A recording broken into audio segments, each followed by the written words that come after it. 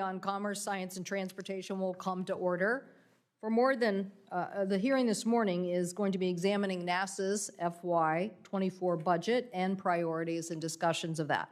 For more than 100 years, the National Aeronautic and Space Administration and its predecessor agency, the National Agency Advisory Committee on Aeronautics, have delivered on its commitment to make the United States of America a world leader in aviation and space. I'm not sure how many people know about the deep connection between NASA and the aviation industry, but there is a saying at the agency, quote, "NASA is with you when you fly," end quote. When many of the aircraft roll off the line in Everett, Washington, they have a quieter and cleaner engine technology developed and tested thanks to at least 2 NASA programs. So NASA has long been an important partner to the development of the 2 million strong American aviation and defense sector jobs. When it comes to space exploration, the scientific research, NASA has also been equally powerful. In 2022 alone, NASA delivered the first images from the James Webb telescope and demonstrated the Space Launch System and Orion crew vehicle that will send the first woman to the moon. The NASA DART mission even proved for the first time that this country could defend itself from a planet-killing asteroid, and every single one of these stories made national news. 2 of them have close ties to the Washington state workforce. Workers in Redmond, Washington built parts of the propulsion system for both the Space Launch System and the DART mission. And we also have several scientists who have been assigned research time on the Webb telescope. But as a Congress, we cannot afford to take NASA and its success for granted. That is why this committee and the reauthorization of the agency last year was a critical part of the CHIPS and Science Act. This was the first NASA authorization in 5 years. Now, we might say it's because our colleague is no longer with us, who was a key advocate for always getting NASA authorized, but we authorized the Artemis program and demanded that NASA establish both accountable leadership and a clear description of each element in the effort in response to concerns raised in the hearing by the head of the National Aerospace Safety Advisory Panel.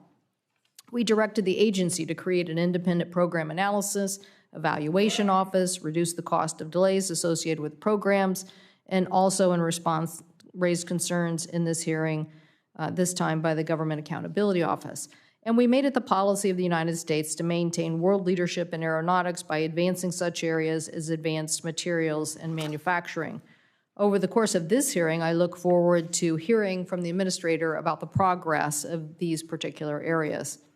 It is my goal to complete another NASA bill this Congress, this time with a multi-year authorization that will help ensure that the nation's leading space and aeronautic research agency has stable, predictable funding that it needs to succeed. It would be the first multi-year NASA authorization in 13 years. It should be clear to every member of Congress, we cannot operate our science agencies on the cheap, and we shouldn't operate them without clear multi-year direction. Stable growing investments in the technologies of the future, from hypersonic wind tunnels to advanced manufacturing, are the best way to protect our national and economic security. Given NASA, anything less could jeopardize our leadership in space exploration, slow down our progress on key issues as faster fuel efficiency, increase the challenges that we face at our space station, and jeopardize common sense safety actions like building redundant systems to transport astronauts. Administrator Nelson has been a tireless advocate to protect NASA's budget, so I look forward to working with him and Ranking Member Cruz to make sure that NASA and the United States keep their leadership position. So thank you for joining us today, Administrator Nelson, and now I turn it over to my colleague, Senator Cruz, for his statement. Thank you, Madam Chair. Good morning.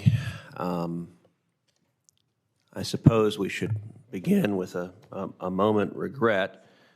You and I had a wager going about the Kraken and the Stars, and last night, as these wagers, we've been on winning sides and losing sides of the wagers, but I will say I look forward to some wonderful delicacies from Washington State as we celebrate the Stars' Game 7 victory last night. Well, congratulations, Senator Cruz. At least I told him he should show up on time if he wants to gloat, but it's okay. We're very proud of the Kraken. Congratulations to the Stars, and yes, some great salmon is coming your way, and I think some beer. Okay. Fabulous. Okay. Good morning. Administrator Nelson, welcome back to this committee. All of us have spent a lot of time here.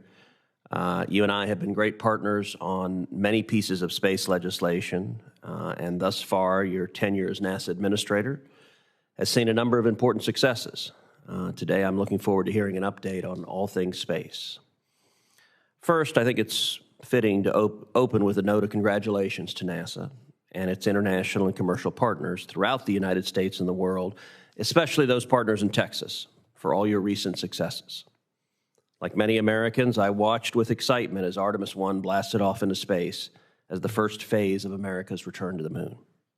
I'm thrilled that NASA has named the crew of the Artemis 2 mission: Reed Weissman, Victor Glover, Christina Koch, Jeremy Hansen.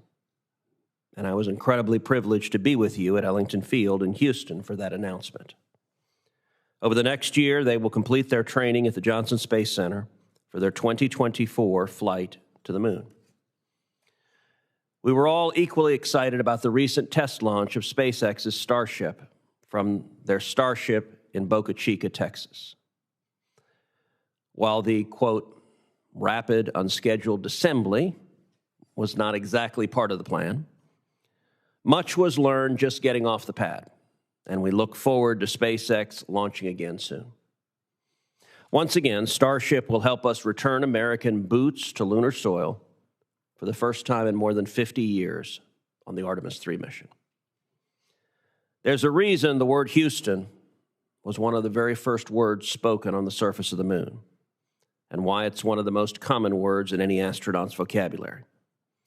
Johnson Space Center, in my hometown of Houston, is responsible for carrying out many key missions for space exploration.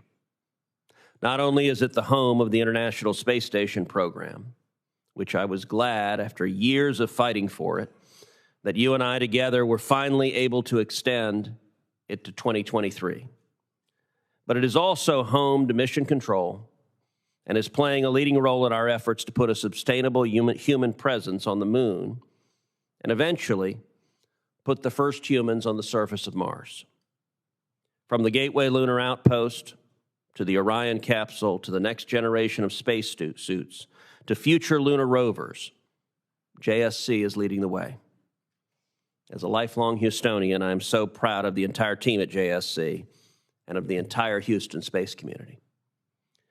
This year's budget request includes even more funding for new spacesuits developed by Collins Aerospace and Axiom, and will help our astronauts ensure that they are safe and productive on the ISS, on the moon, and beyond. These two companies are just many that will make the new Houston spaceport a magnet for those who wish to help us explore the stars. Now, Administrator Nelson, for all the good things I've talked about, I do worry sometimes that we may be losing focus on what makes America the preeminent spacefaring nation. One of the reasons you and I were able to accomplish so much on this committee is both of us worked very hard to keep politics out of NASA and to focus on the core mission of exploration. Looking at this year's budget request, I see things like $22 million for the, quote, Office of Diversity and Equal Opportunity, which has little to do with what you have called a space race between the free world and China. If we show up second at the Shackleton crater, I highly doubt the Chinese Communist Party will care much about how we've advanced an equity action plan. Similarly, this year, NASA, along with DoD and GSA, advanced a new climate-related regulation that requires contractors to disclose their, quote, greenhouse gas emissions, the risks they pose, and submit reduction targets validated by Science-Based Targets Initiative, a non-governmental entity. Rather than helping us win the space race, the proposed rule would ensure that NASA could do less exploration and less science for more taxpayer dollars. Earlier this year, every one of my Republican colleagues on this committee joined me in sending a letter to you, asking you to rescind the proposed rule. Your response to the letter was, unfortunately, underwhelming. I suspect that had you received such an answer when you were sitting on this committee, you would not have been especially pleased. I understand that any NASA faces pressure and political pressure from a White House. That was true in the prior administration. That's true in this administration. But one of the keys, I believe, for NASA's success is having the fortitude to press back on political pressure from either direction and to focus on the core mission. I very much hope at NASA we can continue to do so and can continue to do so together. Thank you, Senator Cruz. We'll now turn to the chair of the subcommittee and the ranking member for their opening statements. And I've asked Senator Sinema to chair the rest of this hearing. And so thank you, Senator Sinema, for your leadership on space issues. Well, thank you, Chair Cantwell. Good to see you again, Administrator Nelson. I'm honored to chair the Space and Science Subcommittee, where I'm proud to continue the leadership that led to the bipartisan passage of the CHIPS and Science Act last Congress. I look forward to building on those historic advancements in achieving America's space and science goals. NASA has a tremendous impact on my home state of Arizona, accounting for over $700 million and over 3,800 jobs in fiscal year 2021. And that doesn't account for all the manufacturing, contract work, and growing commercial space industry that are all strengthened by NASA's work. Ultimately, American leadership in space is critical to keeping us safe, building a healthy economy, and serving as an engine to fuel rewarding careers. For the United States to remain the global leader in space, we need to ensure that Congress makes the necessary investments. That starts with NASA's initiatives in planetary defense, space exploration, Earth and space science research, and advancing aeronautic and other technologies. There are few roles of government more important than planetary defense, and I'm proud of Arizona's outsized contribution to confronting these challenges by playing a leading role in the NEO-Surveyor and NEO-WISE missions, helping to equip the planet against potentially harmful space objects and debris. It is absolutely essential that Congress fund the NEO-Surveyor program as requested in the FY24 budget request and at the appropriate levels for years to come as we approach the 2028 launch date. NASA's research is no less vital than its planetary defense missions. The state of Arizona is a vital contributor to space physics, astrophysics, and other studies through Arizona State University and University of Arizona. Both universities have successfully supported NASA science missions for decades and provide a strong pipeline for future scientists and engineers to start careers in government and commercial space. That's why our work on the CHIPS and Science Act ensured NASA's reauthorization and incorporated provisions I helped draft to direct NASA to fund key science research at Arizona's universities. We must continue to provide resources to these and other leading institutions.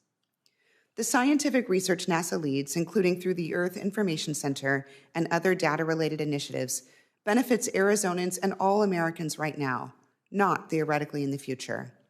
NASA is a critical part of efforts to combat difficulties Arizona families face every day, from water scarcity to extreme weather events and beyond.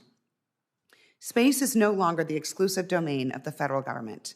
Commercial space has invested heavily in Arizona, from Artemis manufacturing to the innovative new space program at Arizona State University. And just last month, Blue Origin recently opened a Phoenix office specializing in avionics, systems engineering, and supply chain management. This follows the opening of a Virgin Galactic manufacturing facility in Mesa last year, an expansion of existing facilities for Boeing and Northrop Grumman in recent years. It's absolutely essential that NASA has the resources to be an effective industry partner and that we continue to grow a thriving commercial space industry. Success in commercial space means American leadership and a center for rewarding careers. Those careers must be open to all, and this means making the right investments in STEM education.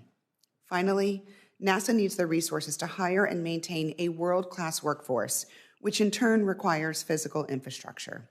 It's our job in Congress to ensure that the taxpayer money is spent wisely, and we must therefore be critical and ask the necessary questions to any budget request. But the responsibility to spend taxpayer money wisely also means that we're making sure the money is in fact spent where it must to help keep us safe, secure, and promote a healthy economy with rewarding careers. I look forward to asking Administrator Nelson questions today and working with NASA this Congress to continue helping Arizona and the American people. Thank you, Madam Chair. I yield back. Senator Schmidt, thank you. Thank you, Madam Chair, and thank you, Administrator Nelson, for joining us here today. It's great to be with you and this committee on this hearing focused on space, NASA, and exploring the final frontier. The story of Missouri is intimately tied to the exploration of the stars. Famous astronomer Edwin Hubble was born in Marshfield, Missouri, and the telescope dedicated to his name has forever changed our understanding of the universe. As ranking member of the Space and Science Subcommittee, I look forward to working with you to progress the priorities of this committee. Of those, the one in front of us here today is NASA's reauthorization, and I'm eager to work in a bipartisan fashion with you and the full committee, chair and ranking member, to hopefully get that across the finish line. Here in the United States, we're privileged to have a robust commercial supplier base at the foremost space flight companies in the world. Over 20 Missouri-based companies from Joplin to Hazelwood are actively supporting the Artemis mission to return man to the moon. As ranking member of the Space and Science Subcommittee, I want to do everything in my power to leverage the abilities of innovation that the U.S. companies possess to maintain American space dominance. It's imperative that the U.S. and the appropriate agencies develop thoughtful, common sense standards when it comes to the development and deployment of technologies related to orbital debris management, commercial space stations, and other deep space waypoints, hypersonics, human landing systems, and the numerous other technologies necessary to get us back to the moon and beyond to Mars. I can't emphasize this enough. So much of this developing technology is just that, developing. Sadly, the default approach around this town, in my view, is what more can the government do, not less innovation thriving under the light torch of regulation, not the heavy hand of government. While I still have a lot to learn in this space, no pun intended, I, along with my staff, continue to hear from industry about how knee-jerk and untenable regulations have stymied U.S. leadership. This shouldn't be anyone's goal, especially as foreign adversaries seek to undermine our efforts at every corner. On that note, I want to speak about the near and present danger of China.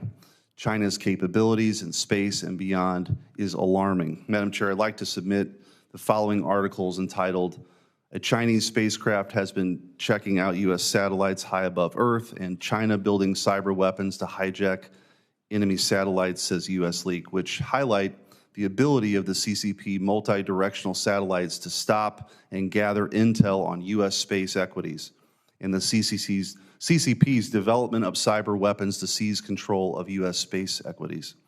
While I commend the administrator for the many initiatives he will highlight in his testimony, I strongly disagree with this administration's obsession with misguided woke policies related to climate change and diversity, equity, and inclusion. Administrator Nelson, America cannot afford to take its eye off the ball with the rising threat of the CCP. There is simply too much at stake. President Xi and the CCP are hell-bent on dominating us on every front. We must be laser-like focused on our approach, and I can assure you that China has no interest in out-DEIing us, and they're not intimidated at all by this divisive, radical policy that's found its way in this budget. Madam Chair, thank you again for convening this hearing, and thank you to Administrator Nelson for appearing before us today. I look forward to today's hearing and the proceedings. I yield back. Thank you. Thank you, and without objection, we'll enter those articles into the record. We'll now turn to questioning, and Administrator Nelson, I wrote to you in January about a Manufacturing USA Institute, something that NASA could inform. It's really an action that NIST would take. But in my state alone, we're looking at 60,000 STEM worker shortfall by 2026. And this notion of continuing our efforts on material science, I believe, is a key aspect of where we need to go. So NASA, NIST, industry need to continue to collaborate on what I think is training and skilling people in material sciences. Do you agree that NASA should help and work on these issues? Indeed, I do. And another thing that you were looking at is thermoplastic composites as a new material that would not only help aviation industry, but also the space industry. And we have a NASA project going on high-rate composite aircraft manufacturing. And we are working with the partners, obviously those in Washington State as well, to reduce the cost and increase the production rate of composite aircraft. You know, the Dreamliner, the 787, is built of composites, and it has a lot of advantages, including a weight advantage. And so this is a new kind of composite. So at your request, Madam Chairman, NASA, Commerce, Defense are developing recommendations to leverage the manufacturing here in America to accelerate our capabilities in manufacturing aerospace technologies like thermoplastics. Thank you for that answer. I think there are some that believe we're falling behind to where Europe is on this R&D side of the equation, so thank you for your answer on that. I'd like to ask a couple of other things. Obviously, you and I have had many conversations about NASA's need to continue with redundancy and making sure that we keep programs, on schedule and reduce risks, and also the fact that we need a multi-year budget. The President's 2024 budget for NASA is 7% increase over 2023, but your requested increases in the out year appear to be only 2% or less. So we think here in discussions, getting a 3 to 5 year authorization would help NASA on making sure that we don't fall behind in what we need to do to be competitive. And thank you for your detailed answer on thermoplastics. Many of our supply chain are making thermoplastic products today for the space sector, and so we appreciate that answer. But could you talk a little bit about a multi-year request and how do we stay competitive and redundancy? And I commend you for a multi-year proposal. It's true that the last NASA authorization bill, as Senator Cruz has mentioned, the two of us fashioned that. That was back in 2017. It's true that before that, one of the primary drivers was the NASA bill of 2010, which Kay Bailey Hutchinson of Texas and I fashioned, that set us off on this course of the dual approach in our going back to the moon and to Mars. One track is government, the other track is commercial. And so I would welcome a multi-year approach to appropriations instead of in the past where it's been you get into the negotiations between the House and the Senate, and then you all can't agree on this, and you have to accept what they want, but that's not the comprehensive approach. I think what you've said, a 5-year authorization bill would be very, very well received in the aerospace community. Thank you. Senator Sinema, I'm turning the hearing over to you, and thank you for chairing. Oh my gosh. Totally forgot your opening statement. Well, I was going to shorten it, and Totally. I jumped right into questions, and so we had such a dynamic here of members talking about all these priorities. Sorry, I apologize for not giving you the opportunity to make a statement. Madam Chairman, if I could hit some of the topics that Please, go right ahead, Administrator. Oh my gosh. Raised in your opening questions. First of all, we've talked about aviation, and you're so right. And there are big things happening in aviation. Just for example, in Washington State, we have just announced with Boeing basically the plan to design the next 737 aircraft, which is the one that is most frequently used, single aisle, medium range commercial transport.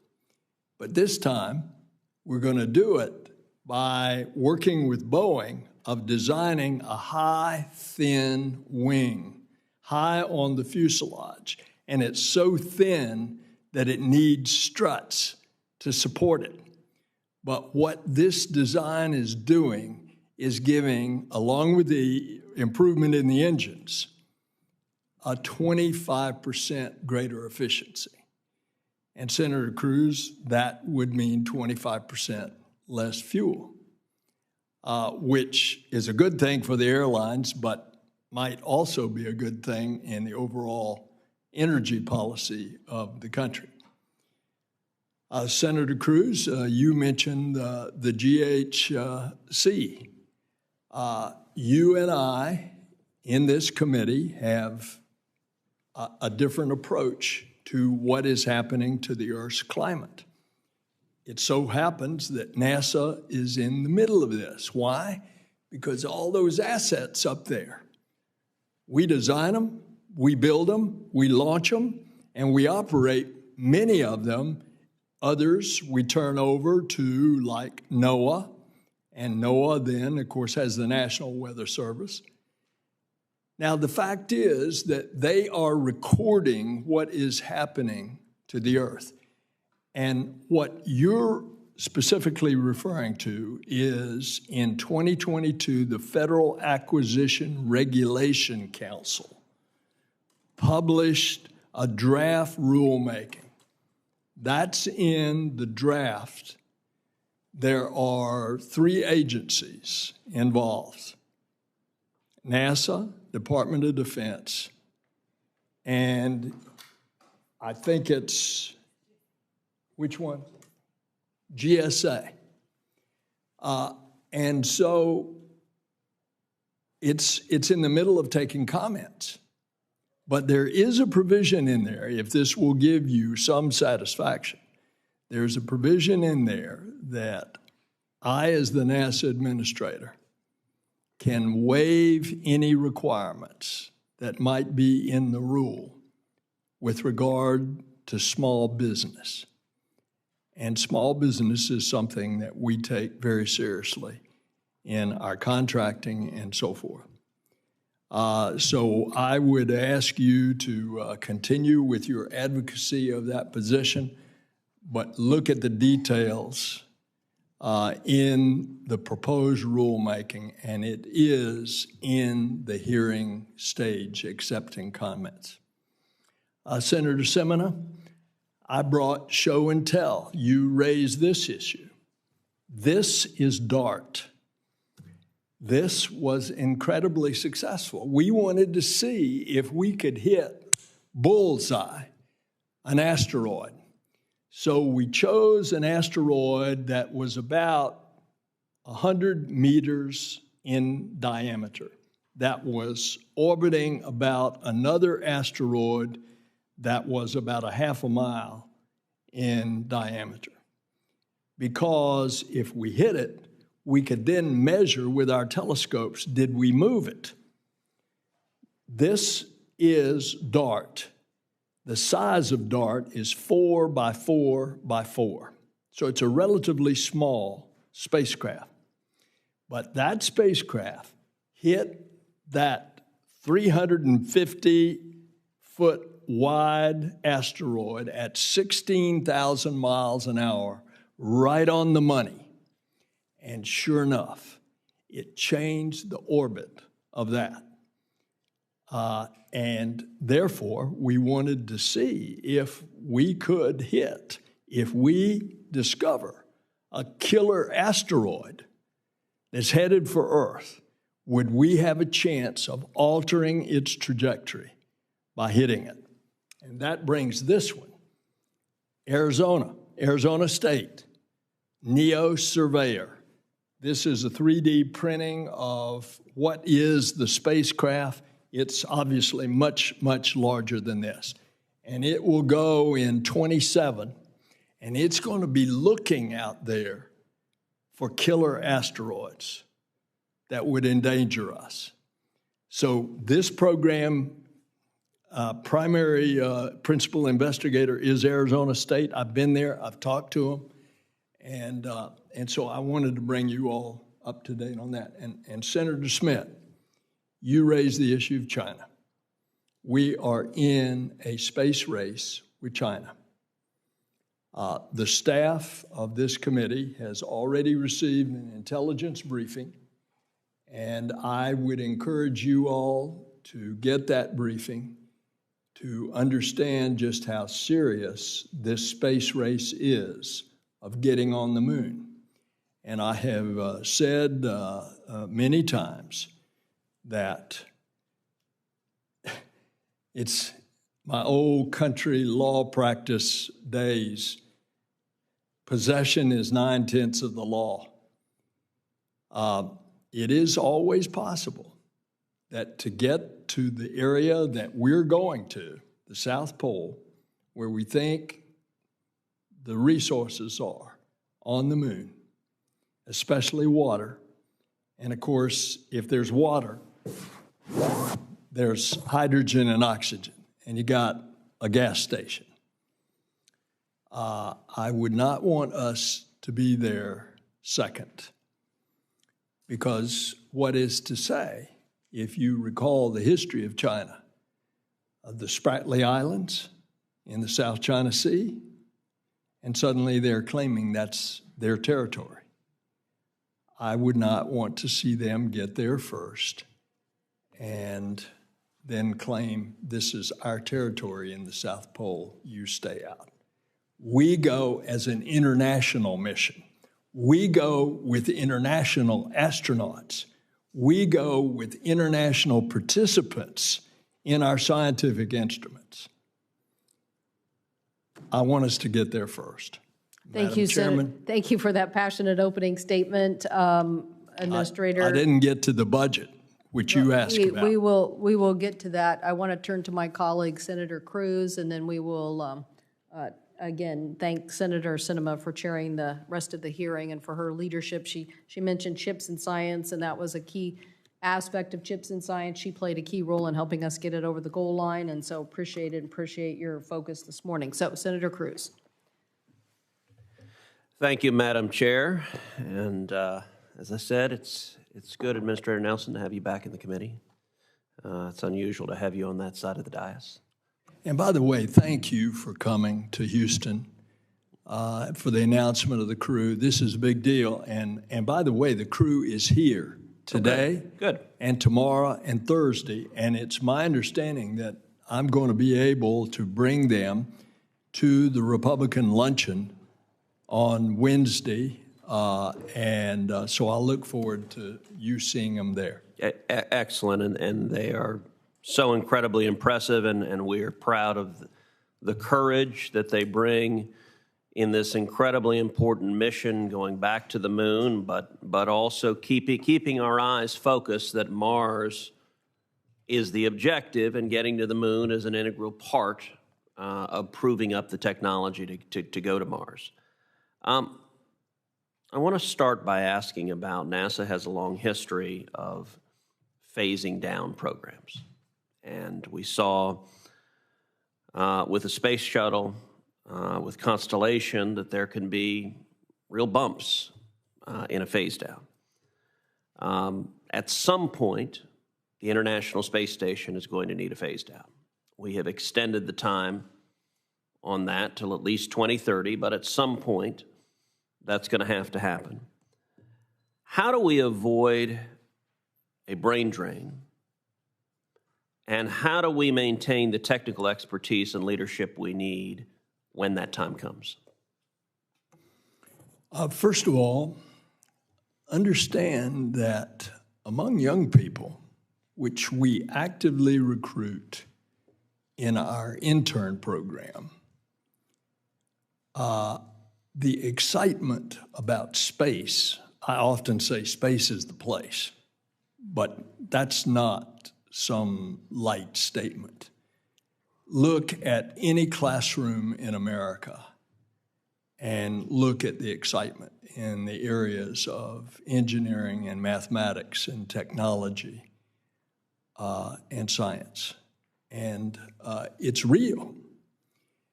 And what better way to get the young people of the country motivated than the space program? It was that way 50 years ago in Apollo, and we are reviving that now again with Artemis. So I think as then specifically to your question, how do we keep this going? In large part, it's going to depend on you all and the challenges that you all have in the next couple of weeks, and then the challenges as you get up to September the 30th on the appropriation deadline for the next fiscal year 2024. But if the resources are there for us, then we're going to have this continuing program of going back to the moon, this time to learn to live, to work, to invent, to create for the purpose of going further, going to Mars. That is going to generate a lot of excitement. When you combine that with all the science that's going on, I just mentioned DART and NEO Surveyor, the James Webb Space Telescope, and the discoveries that it's bringing, you mix all of that together, and there's going to be a continuing interest. You just rightly noted that one of the challenges of ensuring NASA's exploration focus are the constraints of resources, and that's always been the case. It's worth noting that NASA's acquisition management has been on GAO's high-risk list for years.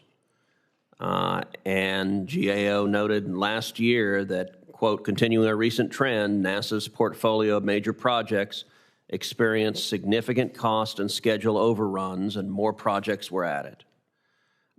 That's one of the reasons why I and every Republican member of this committee is so concerned about the proposed new greenhouse gas rule. It's estimated that rule will increase costs among federal agencies across the board by almost $4 billion, a significant portion of which will likely be borne by NASA. Has NASA done any calculations? Have you measured how much this new proposed rule will drive up the cost for all the companies that do business with NASA, and in turn, how much more that will drive up NASA's expenses and remove dollars that otherwise would be available to go to the moon or to go to Mars? In the process of the rulemaking, they are receiving comments, and then I'll be able to answer your question specifically.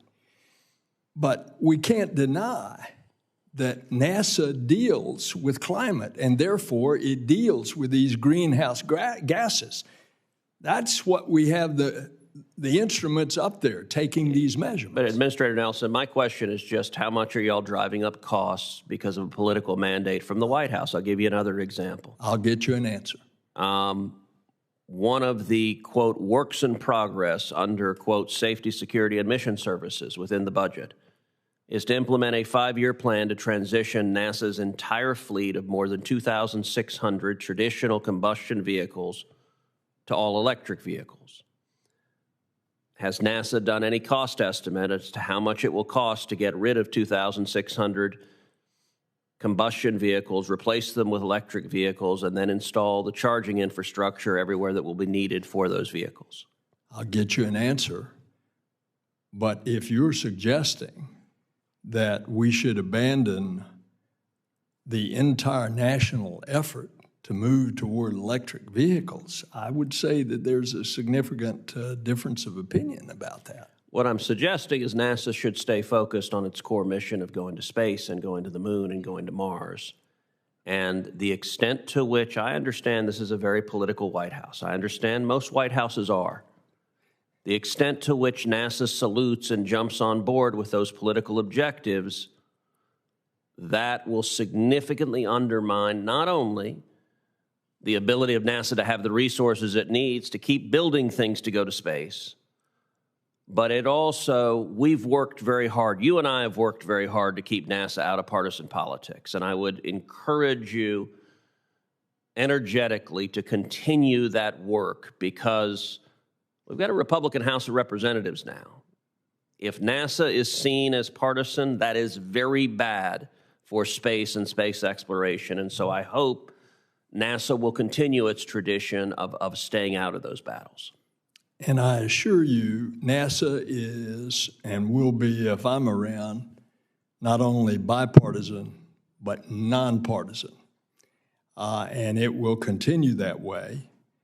Now, the reality is, Senator Cruz, and you know I love you, it's the fact that we have political differences. And it was on display in this very room over a number of years. But I can guarantee you that NASA is being run in a nonpartisan way.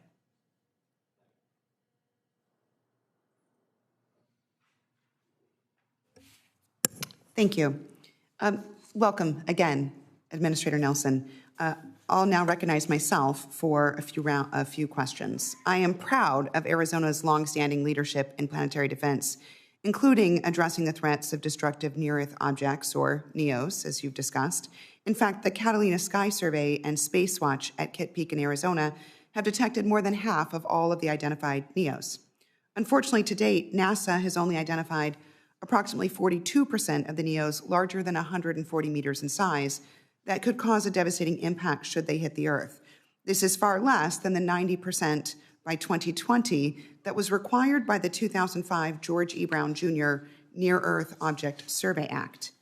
However, the NEO Surveyor mission, led by Professor Amy Meinzer at the University of Arizona, would dramatically increase the rate of discovery of NEOs through a space-based infrared telescope optimized to find, track, and characterize NEOs. Now, I've strongly supported funding for this mission in the past, and I want to ensure that it's adequately funded to fly before the March 2028 deadline.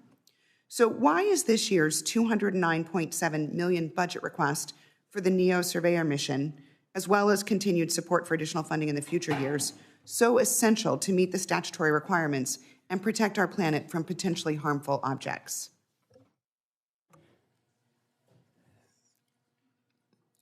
We cannot identify every object. However, NEO Surveyor will be able to identify 90% of all the potential asteroids that are greater than 140 meters wide within the 10 years of the launch. Now, that's important because when you think of an asteroid that will do serious damage, millions of years ago, the asteroid that wiped out the dinosaurs was about 6 miles wide. If we can identify 90% of the asteroids that are 140 meters wide, then we're well on our way. But that's the technology that this will enable us to do, and launching it in 27. By the way, there's a similar problem. Look at all the junk in Earth orbit. There are a lot of pieces up there that are big, and they can do damage coming down through the atmosphere because they don't all burn up. We can only identify with existing technologies pieces that are larger than that in width. But something like that coming back through the atmosphere can still do a lot of damage. Thank you. Is NASA on track to meet the March 2028 launch readiness date required by the CHIPS and Science Act? Are we talking about silicon chips? Is that what the question is? So the CHIPS and Science Act required that NASA meet a launch readiness date. This was part of the reauthorization package that was inside CHIPS and Science. And the idea was that you would be ready to launch by March of 2028. Which mission are we asking? I think you're the surveyor, the NEO Surveyor. Isn't it going in 27? 28. We're on track? We're on track. Great, thank you. Arizonans face tremendous challenges from urban heat, water availability, and wildfires. And as you know, the CHIPS and Science Act directs NASA to pursue Earth System Observatory missions. So how will you ensure that these missions advance the critical science that will allow Arizonans to better plan, avoid, and mitigate these challenges? Well, the specific question is about, would you state that again? Sure, thank you. So how will you ensure that NASA's missions around Earth System Observatory missions actually advance the critical science that allows Arizonans to better plan for issues like urban heat, wildfires, and water? Okay. There are 4 great observatories that we're going to put up over the course of the next decade that will do what you just described, the Earth System Observatory. As a result of these, and by the way, this is part of the science budget that I would urge you all to continue on. As a result of these, we are going to have a 3D compendium of everything that is happening to the Earth in its land, in its water, in its atmosphere, and its ice, and how that is affecting everything on Earth. For example, I had gone to Kansas for Senator Moran. And one of the reasons I wanted to go is that we have systems up there, including Landsat, but so much so with this Earth System Observatory that the chairman has just mentioned, that can tell a farmer in his particular pasture, crop, that particular segment of land, what is the moisture content of the soil. And as a result, it has the applications here on Earth. All the more so when we put up these 4 great observatories, giving us an understanding of what is happening to the Earth so much greater. I'd just add one other example, and that is we can tell, for example, disease in crops, but also disease in trees. And so we can warn that there's likely to be a wildfire in a particular forest as a result of the vegetation that we're detecting from space is being diseased. Thank you. Senator Schmidt.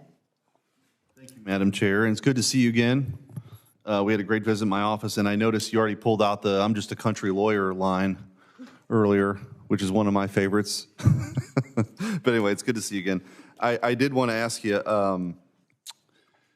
you know, NASA has such a great tradition and reputation as it relates to working with private industry for the development of new technologies. And you see this kind of innovation, and it's only continuing to grow.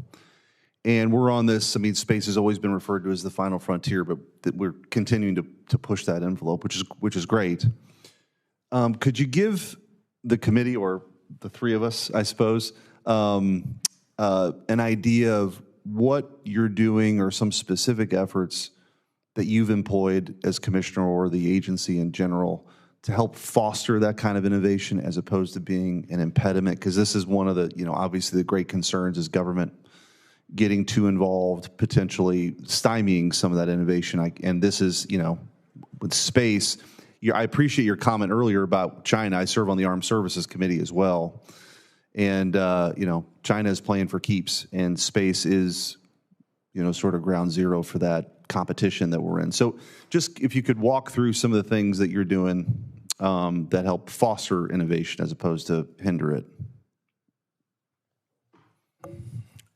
Our seed corn is research and development. We don't want to ever give that up. And that is the mission of NASA. It may be in space, it may be aeronautics, it may be in climate by what I just described. It may be looking for asteroids. It may be trying to understand these phenomenon that you are being briefed on in the Senate Armed Services Committee on UAPs, it's got a new name, unidentified anomalous phenomena. It may be all of this, but it's the research and development that allows this country to move forward. So we see it in so many things.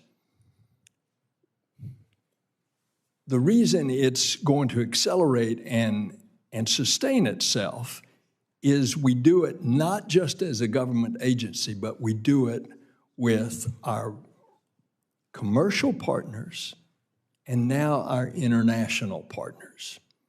And that all brings to the table a new mix of research and development. Whether we're talking about space, let's take the example there of going back to the moon. Now we go and have already demonstrated without a crew on the test flight. The Artemis mission #1 and the spacecraft Orion flying around the moon, we are putting a crew on, but we go with commercial partners because the third mission, we're going into lunar orbit, we're going to start to establish a lunar space station, and we are joining up with a commercial lander. The first winner of the first competition was SpaceX.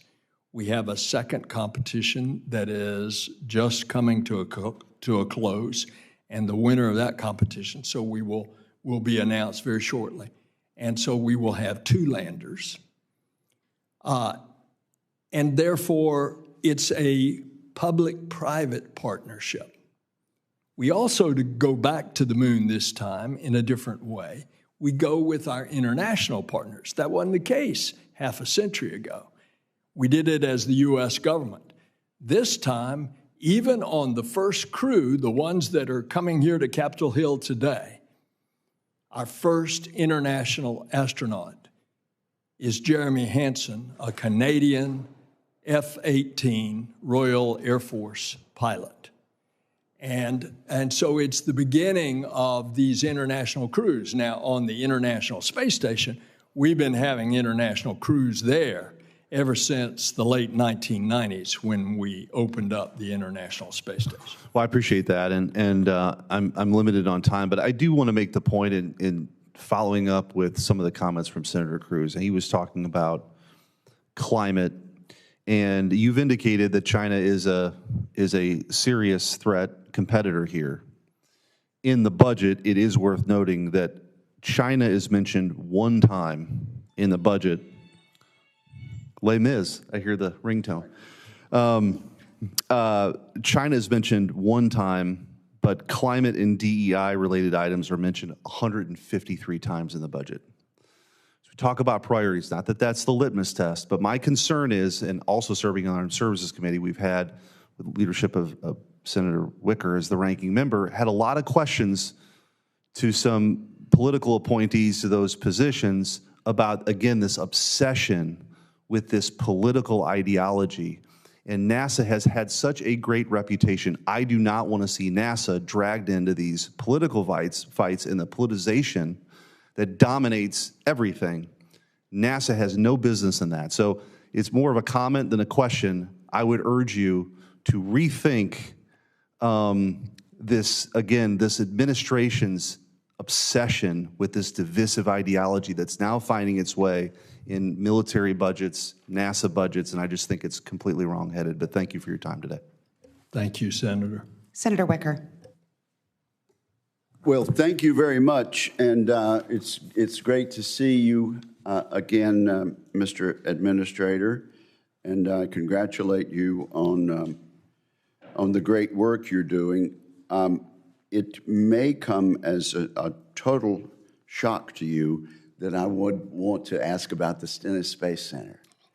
But you and I have worked on this world-class facility in the past, and I understand you have some words of encouragement about Stennis and other space centers as we transition to a different phase of NASA's long and a very vital career. So what could you tell us on the record about that? The Stennis Space Center is a very valuable national asset because it is the location that when we are developing exquisite new engines, we have to go to test them. And it is strategically located so that huge rockets can be delivered there on barges on the canals that once tested and their motors in the integrated form can be put back on the barges and sent to the launch site, wherever the launch site is. Now, the testing of rocket engines is not going to cease. It's going to continue. But they're new kind of rocket engines. So it's not just government rocket engines. It's now commercial rocket engines. Because indeed, there is a very viable commercial space industry now, not only satellites, but also rockets that are finding cheaper ways to get up to orbit because of exquisite new materials and manufacturing techniques. So I see a very bright future for the Stennis Space Center. And that future, I think, includes, because Stennis has so many thousands and thousands of acres of land, so that its testing does not disturb the surrounding community. I think it becomes a multi-user space center, test center, that will be utilized by many other users other than the U.S. government. But beyond NASA, I think in the U.S. government, there are many other users in the U.S. government that will test in the future and, in fact, are beginning to test at Stennis. Okay, well, let me then transition to another aspect of this, and that's the budget for rocket propulsion testing. It has held steady. I would have preferred and been more reassured if that had been increased over time. There's only a 0.8% proposed increase from FY23 to FY24. Where do you see that going? And given the unfunded infrastructure projects at our rocket propulsion test centers, is this funding request going to be sufficient to sustain the programs? I want to see it increase. And thus, all the more reason that you all need to keep us out of budgetary chaos. And I'm not talking about in the next few weeks. I'm talking about also when we get close to September the 30th and we need a new appropriations bill.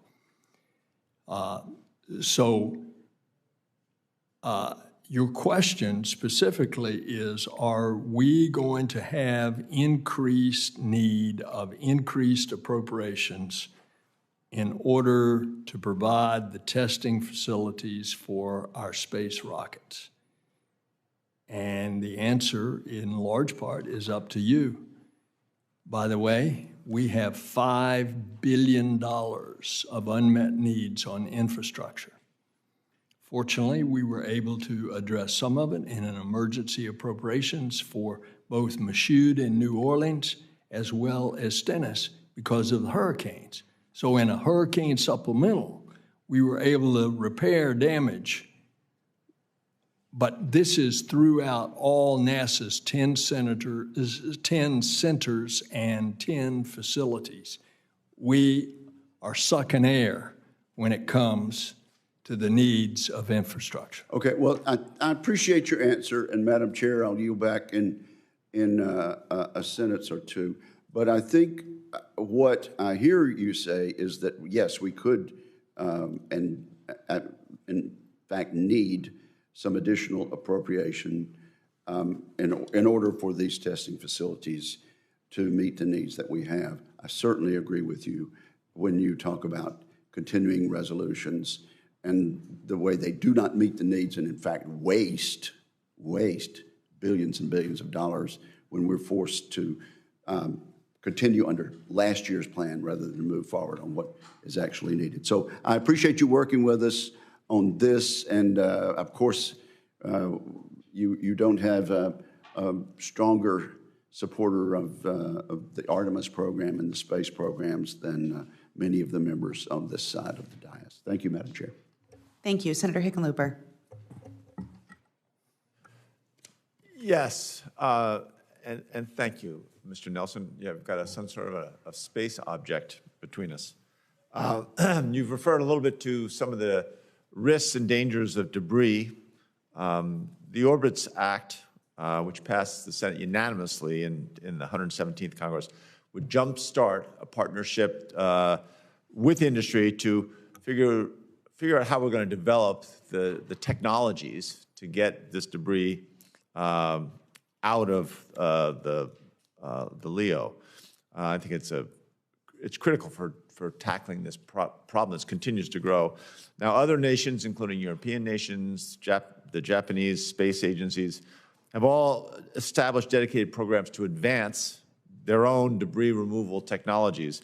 Can you describe NASA's current efforts to address orbital debris and what we could call the orbital debris crisis? And how does NASA plan to maintain its global leadership in active debris removal? It is a real problem, and we're going to have some catastrophic consequences if we can't get nations that are launching things into space to provide enough fuel to have a controlled reentry. And in fact, to have a reentry so that all the junk is not sitting up there. One of the obvious examples is the ASAT test that was done by China a decade ago, put tens of thousands of pieces right in that zone of altitude of where a lot of our spacecraft are, and indeed our International Space Station. Most recently, Russia as well. About a year ago, did an ASAT test, unbelievably putting junk into the very altitude where the International Space Station is, which they built with us and operate with us with their cosmonauts on board. And in fact, we have had to move the space station to a higher elevation to get out of the way of junk that we can identify. And earlier in the hearing, I was saying that we can identify in low Earth orbit objects that are that long or greater. But smaller stuff, we can't even identify yet. And it is a real threat. I mean, a speck of a paint chip coming at the right velocity, at the right angle, you can imagine what it could do to a space suit on a spacewalk of an asteroid. So there's got to be not only our effort, and it looks like we have to lead the international effort, to be serious about designing everything that we are launching, that it has a minimal amount, preferably none, amount of junk that is going to be up in space, either to let it degrade and burn up on reentry or to get it into a higher graveyard orbit where it's not going to threaten anything. Great, I appreciate that. We're working on it as well to try and provide you the resources to make sure that technology does get developed in this country. I'm going to let you free range a little bit just with the last question, but you only have about 40 seconds. we have a whole bunch of over 200 Colorado companies have played a role in the successful Artemis 1 mission, supporting the development of a space launch system and the Orion spacecraft. The Capstone satellite is owned and operated actually by a Colorado company, Advanced Space. I think they're still orbiting the moon as we speak, sending back critical information for the Artemis mission.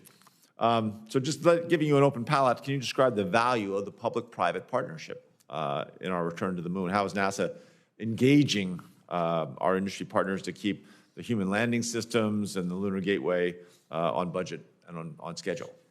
And you only got to have about, maybe you'll get 5 extra seconds. You might have to, actually, I should refrain that. You might have to respond to that in a written sense now that I see that Well, I can't say it in 5 seconds, but I can say that that mission that you're referring to, it's characterizing the orbit that eventually our gateway or space station will go in. Right. It is it's a Colorado company that in fact did manufacture the spacecraft. And what's illustrative, it was launched by a private rocket company that, albeit an American company, also it was launched from a foreign location, in this case, New Zealand. Rocket Lab is the company. And it is providing exactly information that we need, that the government didn't have to do it, but we need that information about this new orbit that we're going to put our Gateway space station in lunar orbit. Yeah, that's great. We're big fans. I yield back. Thank you. Senator Budd. Thank you, Chairwoman. Administrator, thank you for being here today. It's an honor to meet you. Thank you for your service. You know, this committee, as you know, is working through the FAA reauthorization. And one area that I hope gets a lot of attention is next generation aviation technologies. You know, in your testimony, I believe you mentioned the X-59 low-boom supersonic aircraft program under NASA's Aeronautics Research Arm. So that flight program could help unlock next-generation commercial supersonic flight through reduced noise pollution. For example, in Greensboro, North Carolina being the great state that I get to represent, Boom Supersonic plans to manufacture a commercial supersonic airliner that will revolutionize travel. So what's the current status of the X-59 low-boom program, and specifically, how close is NASA to meeting its goals on designing and building the research aircraft and flying it over the U.S.? And your state is first in flight. Thank you for that. The X-59, which is this extraordinarily super designed, needle-nosed aircraft, is going to fly at the end of this year. It'll fly at Edwards Air Force Base. Maybe, let's see, it's coming out of the Skunk Works at Palmdale, but I'm pretty sure it's going to fly at Edwards. And what it will do is what you just said. It will fly supersonic, but its design is such a radical design that instead of pushing the bow wave going through the atmosphere as you go from subsonic to supersonic, which causes that audible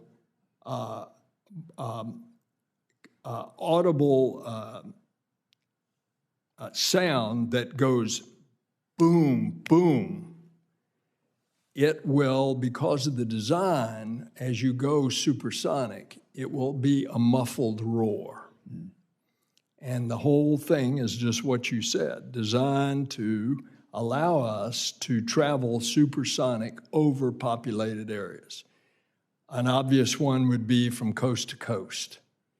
Now, back in the old days, when they had the French Concorde, which was Mach 2, 2 times the speed of sound, they'd fly supersonic over the ocean.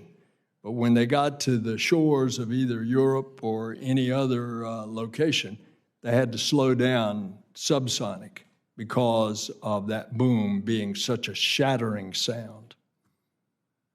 So you hope to fly by the end of the year out of Edwards or Palmdale, but what data do you hope to collect, and how could a successful demonstration clear the way for aircraft manufacturers like Boom in North Carolina, hopefully not just first in flight in our state, but first in supersonics? How could that help them to have regulatory certainty that there's going to be a market for overland supersonic flight? Well, as a matter of fact, specifically on that question, there are, in fact, private companies that are getting into the business now of supersonic transports, but they don't have this characteristic. So your question essentially is there a market out there in going into the headwinds from coast to coast that would normally take you 5-6 hours? Is there a market out there to cut that almost in half? And I suspect there is. And if you can do that, now you ask also about the testing. This thing is first going to be tested to make sure it flies. And then once they get through that, what we are going to do is a multi-year test, taking it to different locations all over the United States, and see if the muffled roar is acceptable to the people on the ground. So, Administrator, that's the data you're looking for to see if it's acceptable to the public for overland flight. That's correct. Thank you. Chairwoman, I yield back. Senator Lujan? Thank you, Madam Chair, and Administrator Nelson, thank you so much for being with us today and for your continued service. Over the past several decades, Congress has created several agency-modified nonprofit research foundations. Some of those examples, Administrator, are the National Fish and Wildlife Foundation, the Food and Agriculture Research Foundation as well, and most recently the Department of Energy Foundation for Energy Research and Innovation. I believe that a foundation at NASA might help attract more partnerships, more public-private ventures and investments. And so my question, Administrator, is with an appropriate mission and funding, do you believe that NASA could benefit from a foundation to help develop public-private research partnerships? And would NASA be able to use a foundation to enrich public education on space and provide awareness of its role? I don't know the answer to the question. I do know that, Senator, we do everything that we can to partner with not only commercial industry, but also universities and other academic institutions. And it has been enormously successful. And the proof's in the pudding.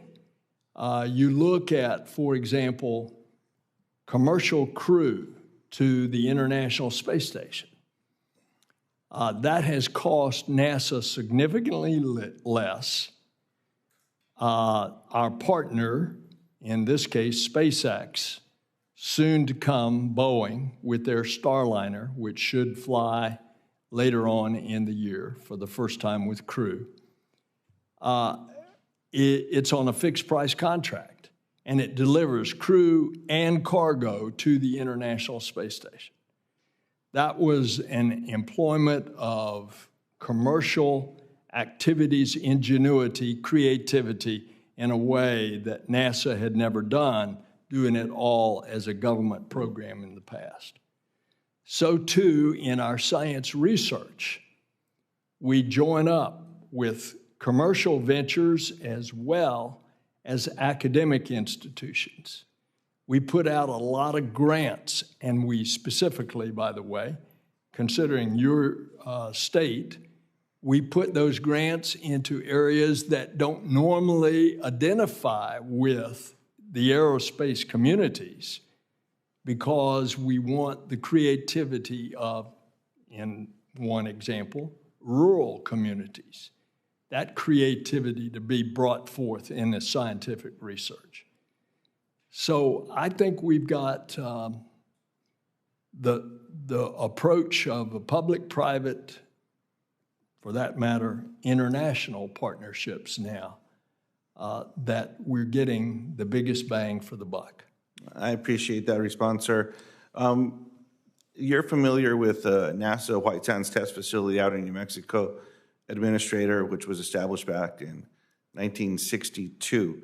It's 94 square miles located on the western slopes of the San Andres Mountains, which is 18 miles north of our largest city in the area, Las Cruces, New Mexico, and has supported the testing of spaceflight equipment for decades. Unfortunately, we know that site operations resulted in the release of hazardous substances, including volatile organic compounds from tanks and impoundments used to store waste materials. Now, NASA is currently stabilizing the contaminant plume so that it doesn't grow any bigger, but NASA's own modeling shows this method isn't effective at removing all of the contaminants. Even after running the system for 100 years, model simulations show that contaminants are still present. Does NASA believe that it has a responsibility to fully remove the contaminants from the groundwater? Yes, sir. And Administrator, can we expect NASA to identify additional restoration actions? As a matter of fact, we've already spent $200 million to date to address this groundwater contamination problem, and we are committed to continuing the investigation and the evaluation along with our partner, the New Mexico Environment Department. I appreciate that, sir. And Administrator, I'd like to follow up with you and your team on this particular issue. It does matter to us, and there's been communication from myself and United States Senator Heinrich in the past, going back to 2022, to the Deputy Assistant Secretary of the Army, asking about their role and responsibility. And at the time, the response that came back to us said that it was too early to assess damages. It's been about, we're going to be coming up on a year here soon, but just want to make sure that we're on the same page here. So I look forward to following up with you, sir. We're on the same page, and NASA owns and operates that local public water system. So we have every reason to continue this investigation. I appreciate that, sir. Thank you, Madam Chair. Thank you, Senator Lujan. Administrator Nelson, we have a few senators who are on their way back. In the meantime, I'm going to ask a few questions while we wait for them to arrive.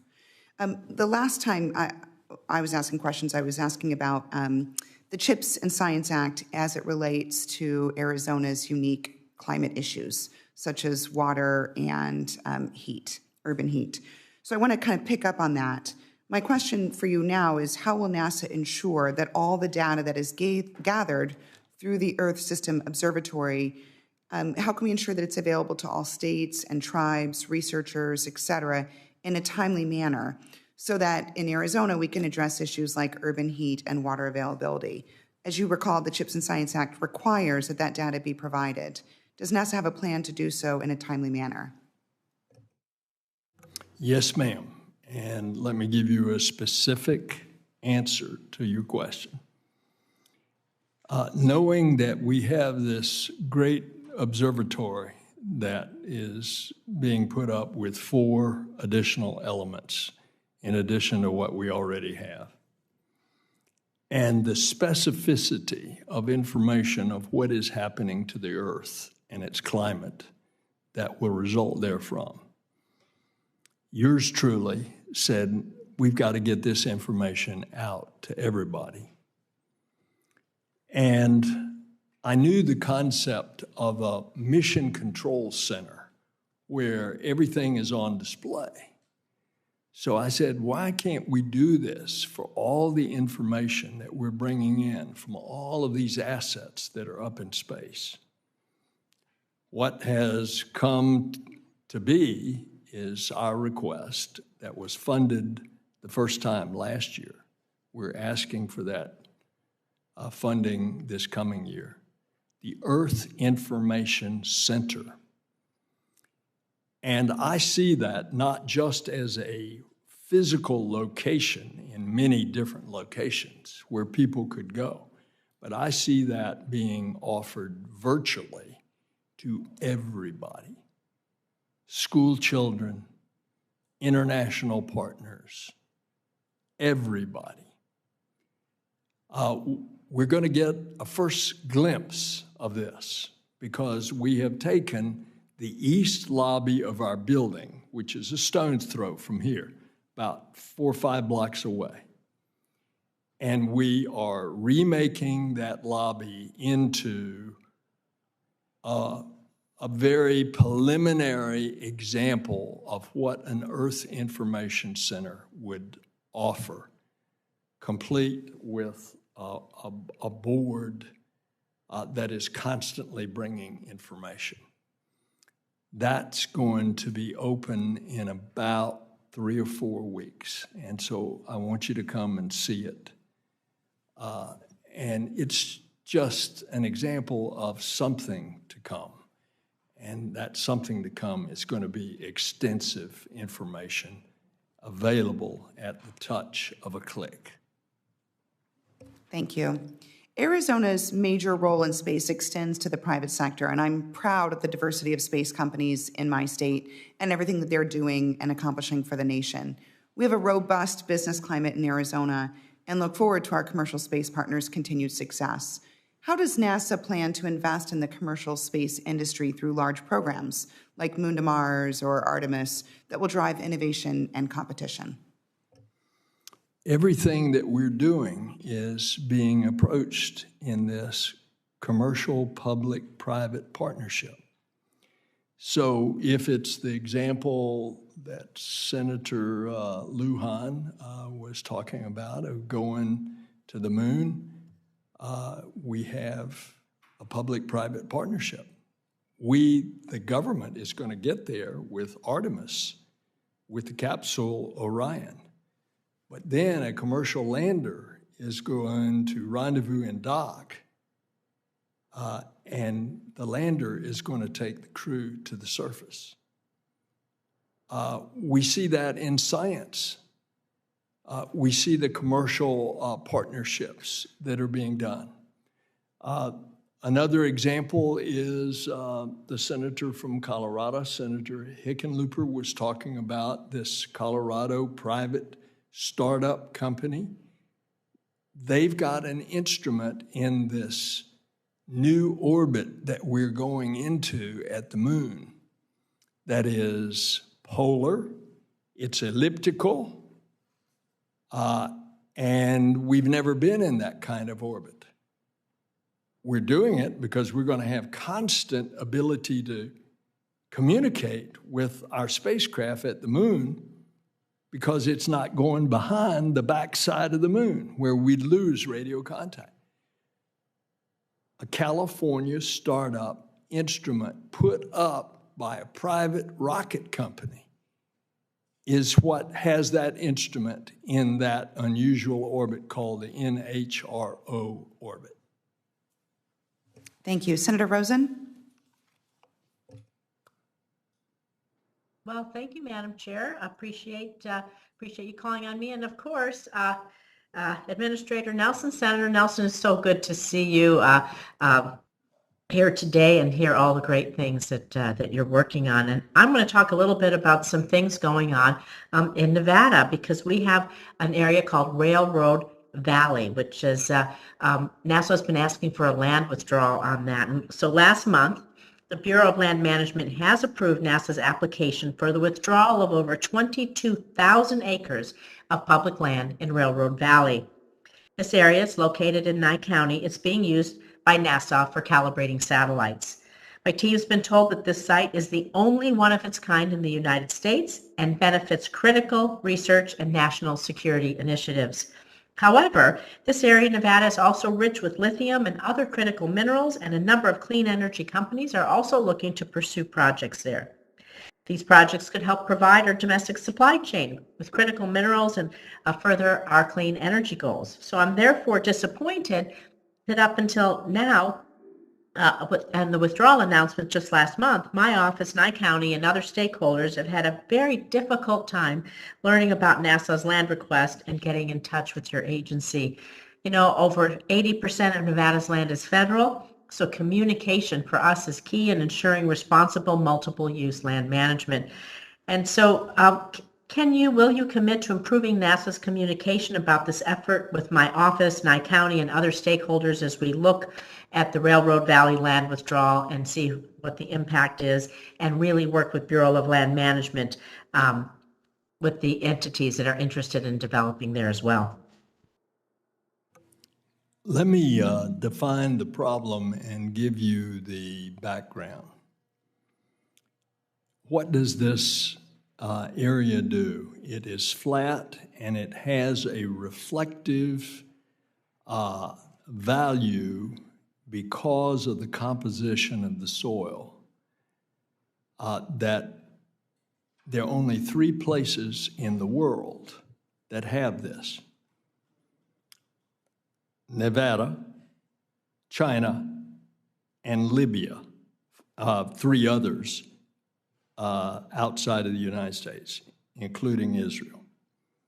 Israel, China, Libya, and this site, of which we calibrate our satellites by being able to beam to the Earth, and those beams come back in order for the satellite to be doing whatever it does. That includes the DoD and the NRO. In other words, the defense and the intelligence missions. Now, from a matter of national security, and certainly for the operation of civilian satellites that we operate, we think this is of such an importance that the United States would not have this access if we were to rely on trying to go to China to do this, or Libya, or for that matter, our ally Israel. And as a result, it's essential from a standpoint of national security. Now, your mining companies think that there is lithium there, and that ought to be explored, but not at the expense of our national security. And indeed, we have talked to your staff, certainly this committee staff, about this issue. Back last year, Senator Cortez Masto called me, and we talked at length about this very project. And to your question, am I committed to continue talking to you? Yes, ma'am, I certainly am. And maybe I ought to come out there to Nevada and the 2 of us go take a look at this. And I'd be happy to do that. Yeah, we welcome you coming to Nevada. Like I said, over 80% of our land is managed by, it's all public land, and so many different agencies have access to that. In the meantime, we also have to live with all of that and try to be sure that we're doing the right thing for national security and safety and for our folks in Nevada who live there. So I welcome your visit and to continue this conversation on this and on other issues with aeronautical research and the EP score and other things in STEM as well. So we'll continue the conversation. Thank you so much. Thank you, Senator. Senator Blackburn. Thank you, Madam Chairman. Administrator Nelson, we are always happy to see you and appreciate that you're there today. I do have a couple of questions for you. Oak Ridge National Labs, as you are well aware, they are leading the charge on R&D when it comes to new materials, fuels, control solutions that are necessary for the nuclear thermal propulsion program and the success of that program. So what I'd like to hear from you as NASA and DARPA move forward with this interagency agreement, how will these 2 agencies continue to work through R&D that is critical to this program? How are they going to leverage the national labs and continue to work with them? So there's a continuum and a process for this research. And how are they going to leverage that research from our national labs to be certain that we meet those programmatic goals?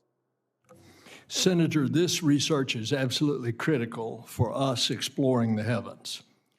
Under conventional technology, chemical propulsion, it would take us 6, 8, depending on the alignment of the planets, 10 months to get to Mars. We just simply can't sustain a crew for that long, get to Mars, and then have to stay on the surface of Mars for a year or 2 years until the planets realigned in order for us to get back to Earth in the same amount of time. And so we got to go faster. Nuclear thermal and nuclear electric are the two propulsions that can get us there a lot faster. May I say that for the first time last year, we were able to get in the president's budget, albeit the Congress has been authorizing nuclear thermal research money, but we got everybody on the same page now, all asking for these technologies to be developed. Nuclear thermal, as you just pointed out, is the first one out of the gate. And it is a joint project between DARPA and NASA. By the way, this is low enriched uranium. This is not weapons grade uranium. And the heat that comes from that enriched, enriched, goes into making nuclear thermal propulsion, or the other one, nuclear electric. It's my hope that we're going to get a joint project with other agencies that will start working on nuclear electric. But there in Tennessee, you are involved with nuclear thermal, and that is underway as we speak. Well, and I think we all look at this and we know for Space Force to be successful, we have to pick up the pace. And this, I want to ask you also about the unmanned aircraft systems, because your reauthorization last year gave you the opportunity to work in this space. And as you are doing some research work on the UAS, I would love to hear from you. We know the Chinese are very aggressive in this. Are you working with any Chinese drone manufacturers or not? What is your participation? Is there private sector participation with you in this program? Yes, ma'am. We are seeing in front of our eyes the change of air transport and mobility as a result of drones. Not only are we seeing the commercial use of these drones, but we're going to see the transport of humans, particularly in the urban setting. So if you want to go from downtown Washington to Dulles and you don't want to fight all the traffic, you'll be able to get on a human-rated drone that will lift off, electric propulsion, and will take you out to Dulles. This will remake transportation in the urban setting and even short. And are you working with any Chinese manufacturers or any Chinese-based research in these programs? Not to my knowledge. As a matter of fact, Will you look further into that and confirm to us either yes or no? Of course, but let me say that we are well down the road working with American companies on this air mobility. Excellent. Thank you so much. Thanks, Madam Chairman. I yield back. Thank you, Senator. Administrator Nelson, thank you so much for your participation today. The hearing record will remain open for 4 weeks until June 13th of 2023. Any senators that would like to submit questions for the record should do so 2 weeks from now by May 30th of 2023. We ask that responses be returned to the committee by June 13th, 2023. And with that, our hearing is concluded.